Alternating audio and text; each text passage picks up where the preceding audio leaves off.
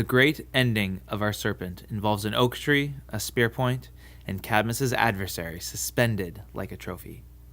So that's all fine and good, but it's just step one towards the founding of Thebes. Cadmus is alone, and with no guidance or divine direction. Let's read through the next 11 lines.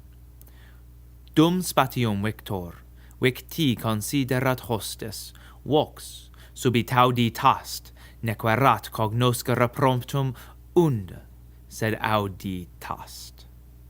Quid agen oranata peremptum serpentem spectas, et tu spectabere serpens.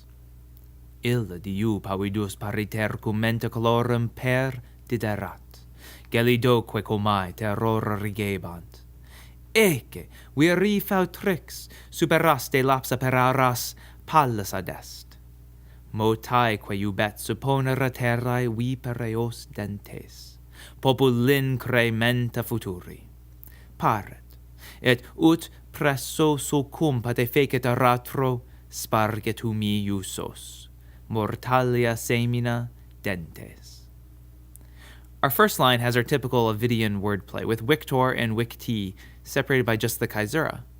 But of course, it helps to know that victor is the person doing the conquering, and victi is the perfect passive participle, so the thing that has received the conquering. Of course, Ovid couldn't have Cadmus checking out the snake itself. Rather, he was checking out the expanse of it, the size. And again, the pluperfect considerat shows background. The next two lines have a great Ovidian repetition of the perfect passive verb audita est. The repeating of this verb serves to reinforce that the voice really was heard, not imagined as you might think. It even takes up the same metrical location in the line. Then this voice, is it Apollo's? Where does it come from? Gives our traditional Ovidian prophecy that plays on grammar. Serpentem spectas, then the caesura, which balances out the line, then spectabere serpens. And our verb is passive, and our accusative is now the nominative. The fact that this line also consists of 4 spondees in a row makes it all the more serious, heavy, and foreboding. So why should Cadmus become a snake simply because he is looking at one?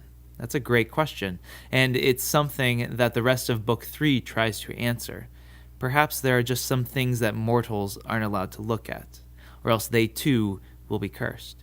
So later in the book, the descendants of Cadmus find themselves seeing things that they shouldn't be seeing, at least for them, and much like the serpent on the sacred grove here, and they are cursed. You would think that Cadmus, whose courage is far more important than his weapons, would not be affected by a strange voice. But perhaps that is a bit too much to ask of our feeler's hero. Aha! Cadmus's patron goddess, Pallas Minerva, or Athena for you Greeks out there, comes down and gives her commands.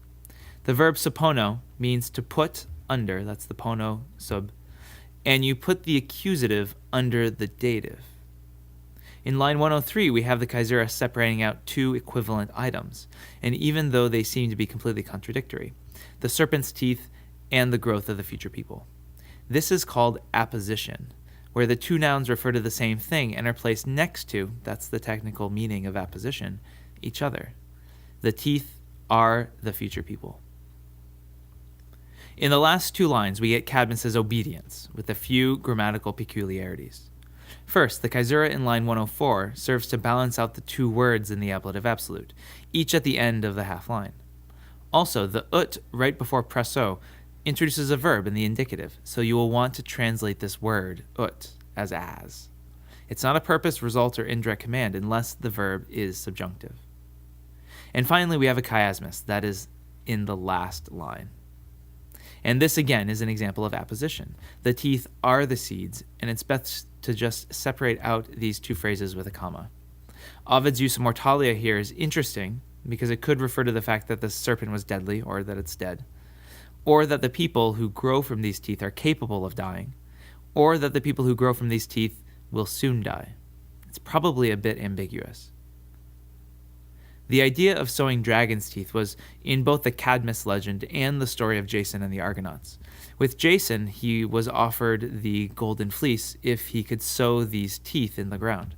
Armed warriors then sprung out of the teeth, and Jason had to fight them off in order to gain the fleece. Cadmus' story is a little bit different, and the people that spring out from the teeth are going to help him found his new city. Now, though, if you sow dragon's teeth, it means you do something that unintentionally creates a problem or a conflict, which is kind of going along with the Cadmus story as well. Let's read through the lines one more time and hear Cadmus' confusion about what to do. Dum spatium victor, victi considerat hostis, vox subi tau di tast. Nequerat cognoscere promptum und sed au di tast. Quid ageno renata peremptum serpentem spectas, et tu spectabera serpens? Illa diu pavidus, pariter cum menta colorum perditerat, gelidoque comai terror rigebant. Ece viri fautrix, superaste lapsa per auras pallis adest. Motae que ubet supponere terrae, vipereos dentes.